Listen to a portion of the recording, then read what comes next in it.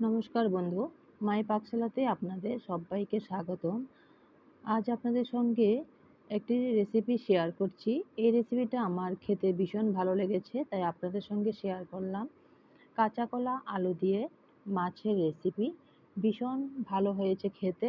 আপনারা যদি এভাবে কখনো না খেয়ে থাকেন তাহলে অবশ্য একবার এভাবে মাছ দিয়ে কাঁচা কলা রান্না করে খেয়ে দেখুন, ভীষণ ভালো লাগে খেতে।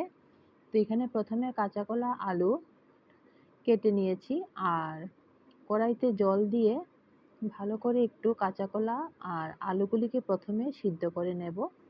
তো এখানে সামান্য পরিমাণে একটু লবণ দিয়ে দেব যাতে তাড়াতাড়ি করে সিদ্ধ হয়ে যায়। আর অনেক সময় কাঁচা কলা সিদ্ধ করলে কালো হয়ে যায়, সেই জন্য একটু হলুদ দিয়েছি, তাহলে কাঁচা কলাগুলি আর কালো হবে না।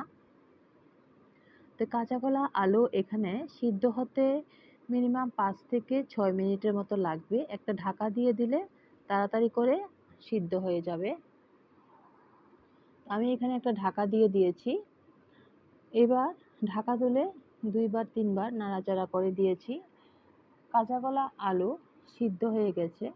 এবার আমি কাঁচা কলাগুলি তুলে নিয়েছি আর জলটা ফেলে দিয়েছি। এবার কড়াইটা ভালো করে ধুয়ে পরিষ্কার করে আবার বসিয়ে দিলাম। তেল দিয়েছি সর্ষের তেল, পুরো কড়াইতে তেল লাগিয়ে নিলাম। সামান্য পরিমাণে লবণ দিয়েছি, লবণ দিয়ে দেখলাম তেল গরম হয়েছে কিনা। তেল ভালো করে গরম হয়েছে, না হলে আবার মাছের পিসগুলি কড়াইতে লেগে যেতে পারে, এদিকে আবার খেয়াল রাখতে হবে। তেল গরম হয়েছে, এবার দিয়ে দিলাম মাছের পিসগুলি। মাছের পিসগুলি আমি এভাবে ভেজে নেব, লবণ আর হলুদ মেখে ভেজে নিয়েছি। সঙ্গে আরও 2 টুকরো মাছ দিয়ে দিলাম। এবার মাছগুলি এখানে ভাজা হতে হতে আমি মশলাটা তৈরি করে নেব। পেঁয়াজ, আদা, কাঁচা লঙ্কা, জিরে, ধনে দিয়ে রান্না করব। এদিকে আমার মাছও ভাজা হয়ে গেছে, আমি মাছগুলি তুলে নিলাম।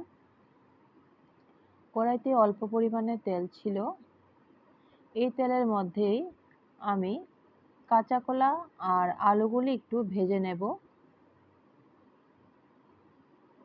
আগে লবণ দিয়েছি, হলুদ দিয়েছি, তারপরেও এখানে একটু লবণ আর হলুদ দিয়ে ভালো করে কাঁচা কলা আলুগুলি ভেজে নিলাম।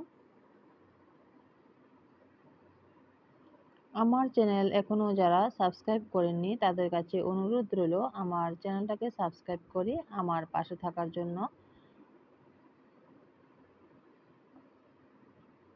রেসিপিটি যদি ভালো লেগে থাকে তাহলে বন্ধুদের সঙ্গে শেয়ার করে দেবেন।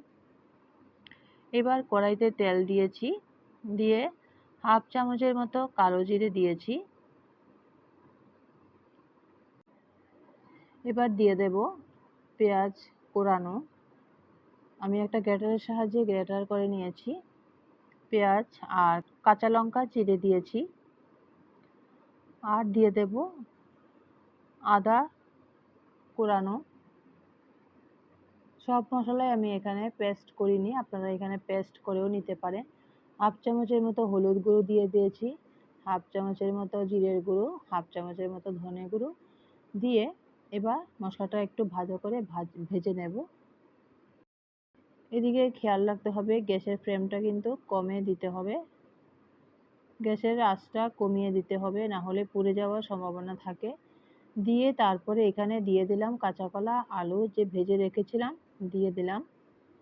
1-2 মিনিট এভাবে ভালো করে নাড়াচাড়া করে তারপর দিয়ে দেব পরিমাণ মতো জল।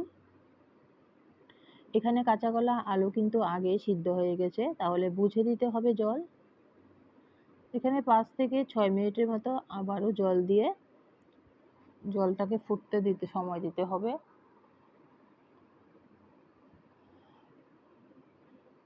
5 থেকে 6 মিনিটের পরে যখন দেখব জল ফুটে গেছে, তখনই দিয়ে দেব এখানে মাছের পিসগুলি দিয়ে দিলাম। তবে এই রেসিপিতে কাঁচা কলা আলু দিয়ে এখানে অন্য কোনো যে কোনো মাছ খেতে ভালো লাগবে, তবে ছোট মাছ খেতে ভালো লাগবে না। পোনা মাছ আর রুই মাছ বা কাতল মাছ যেটাই বলে থাকুন, এটা দিয়ে রান্না করলে খেতে ভীষণ ভালো লাগবে। তো এখানে আমি দিয়ে দিলাম মাছের পিসগুলি, দিয়ে 2 থেকে 3 মিনিটের মতো রেখে তারপরে নামিয়ে নেব। এখানে হয়ে যাবে আমার এই মাছের রেসিপিটা। তো আশা করছি আপনাদের ভালো লাগবে। ভালো লাগলে অবশ্যই একবার বাড়িতে এই সহজ রেসিপিটি একবার অন্তত করে খেয়ে দেখুন, ভালো লাগবে। সবসময় যেমন একরকম মাছের রেসিপি খেতে ভালো লাগে না, মাঝে মধ্যে একটু পরিবর্তন করে খেলে ভালোই লাগে। তো সবশেষে আমি এখানে গরম মশলা দিয়ে দিয়েছি। খেয়ে দেখবেন আর কমেন্টে জানাবেন কেমন হয়েছে খেতে, বন্ধুদের সঙ্গে শেয়ার করবেন। সুস্থ থাকবেন, ভালো থাকবেন। আবারও অন্য কোনো দিন অন্য কোনো রেসিপি নিয়ে আপনাদের সঙ্গে শেয়ার করব। ধন্যবাদ সবাইকে আমার এই ভিডিওটি দেখার জন্য। ধন্যবাদ।